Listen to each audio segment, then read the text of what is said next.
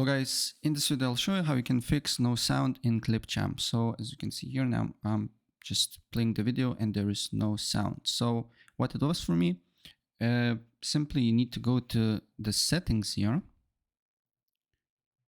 then sound settings, system, sound, then scroll down until you see volume mixer and make sure basically Clipchamp is enabled.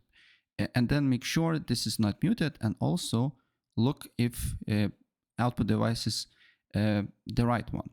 In my case, it was not the right output device. I just set to default here.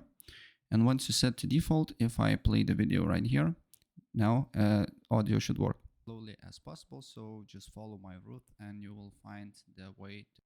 So that's what you need to do here if you want to fix it. So if I help you out, please press like and subscribe for more. Take care.